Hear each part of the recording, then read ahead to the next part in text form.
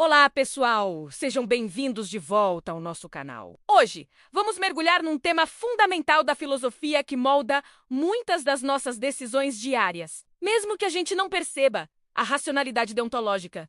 Parece um nome complicado, né? Mas prometo que até o final deste vídeo você vai entender como essa ideia funciona e por que ela é tão poderosa. Vamos começar com uma pergunta simples.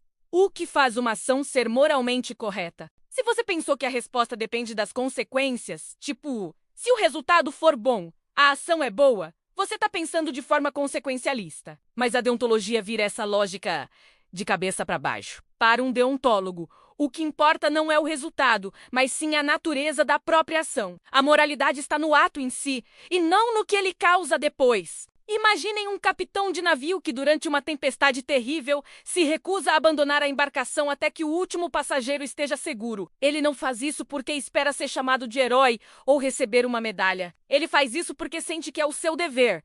Essa é a essência da deontologia. Ela nos diz que certas ações são certas ou erradas por princípio, independentemente das circunstâncias. Para entender como isso funciona na prática, a racionalidade deontológica se apoia em 3 pilares, como se fossem as pernas de um tripé que sustentam nossa integridade moral. Esses 3 pilares são o dever, a regra e a responsabilidade. Vamos desvendar cada um deles. O primeiro pilar é o dever. Pense no dever como a sua bússola moral interna. É aquela voz que te diz qual é a direção certa a seguir, mesmo quando o caminho mais fácil te tenta desviar. O dever não é uma obrigação imposta de fora, como uma lei do governo que você cumpre por medo de punição. É um compromisso que você assume consigo mesmo, baseado nos seus próprios princípios. É a promessa de agir de uma certa maneira porque você acredita que é o correto. Por exemplo, um médico tem o dever de cuidar de seus pacientes. Um professor tem o dever de ensinar. Esses deveres não surgem apenas de um contrato de trabalho,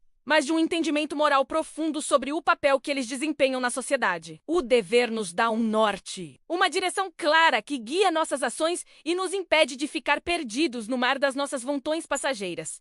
Agora vamos para o segundo pilar, a regra. Se o dever é a direção, a regra é o mapa que nos mostra como chegar lá. As regras são os princípios universais que aplicamos em nossas decisões. Elas transformam nosso sentimento de dever em algo concreto e aplicável. Uma das ideias mais famosas da deontologia vem do filósofo Immanuel Kant com o seu imperativo categórico. Uma forma de entender o imperativo categórico é: haja apenas segundo uma máxima, tal que você possa ao mesmo tempo querer que ela se torne uma lei universal. Em outras palavras, a regra que você está usando para sua ação poderia ser aplicada por todo mundo, em todas as situações, sem criar uma contradição.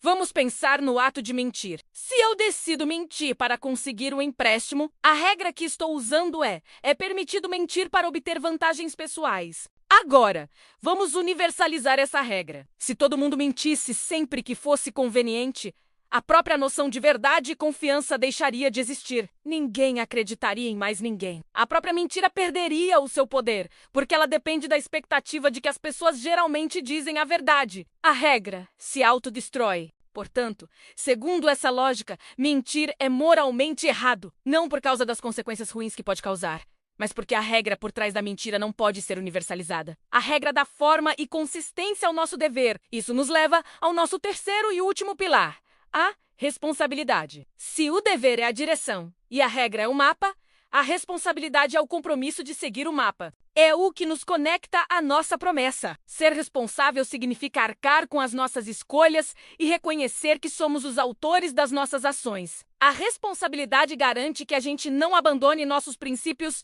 na primeira dificuldade. É fácil ser honesto quando tudo está indo bem, mas e quando você está sob pressão? E se dizer a verdade for te custar um emprego ou uma amizade? A deontologia argumenta que é exatamente nesses momentos que a nossa integridade moral é testada. A responsabilidade é a força que nos mantém firmes aos nossos deveres e regras, mesmo quando é inconveniente. Ela nos lembra da promessa que fizemos a nós mesmos e aos outros. Juntos, esses 3 pilares, dever, regra e responsabilidade, formam um mecanismo de defesa poderoso para o nosso caráter. Eles nos protegem das nossas próprias fraquezas, as oscilações de humor, os impulsos de momento, a tentação de abrir uma exceção só dessa vez. Pensem bem.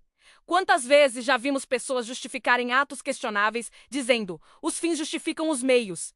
A deontologia rejeita essa ideia. Ela nos diz que existem certos limites que não devemos cruzar, não importa o quão desejável seja o resultado. Isso não significa que a deontologia seja rígida e insensível. Significa que ela valoriza a consistência e a integridade acima da conveniência. Em vez de avaliar cada situação como se fosse única e decidir na hora o que é melhor, a abordagem deontológica nos pede para consultar nossos princípios, nossas regras pré-estabelecidas. Essa abordagem evita a erosão do nosso caráter, que acontece quando começamos a abrir uma exceção aqui, outra ali, e quando vemos, já não temos mais princípios firmes. Em resumo, a racionalidade deontológica nos oferece um caminho para construir uma vida moralmente coerente. Ela nos convida a pensar não apenas no que queremos alcançar, mas em quem queremos ser. Ela nos desafia a agir com base no dever, guiados por regras universais e com um profundo senso de responsabilidade. É sobre construir um caráter sólido como uma rocha, que não se abala com as tempestades da vida. É a escolha de ser fiel aos seus princípios. Não importam as consequências. Espero que essa explicação tenha clareado as coisas para vocês. A deontologia é um conceito profundo e que gera muito debate, mas entender sua estrutura básica já nos dá uma ferramenta incrível para refletir sobre nossas próprias vidas e escolhas. O que você achou? Você se considera uma pessoa mais deontológica ou consequencialista? Deixe sua opinião aqui nos comentários. Vamos adorar saber. Se você gostou desse vídeo e quer continuar explorando grandes ideias que moldam nosso mundo, não se esqueça de deixar o seu like, se inscrever no canal e ativar o sininho para não perder os próximos conteúdos. Muito obrigado por assistir e até a próxima!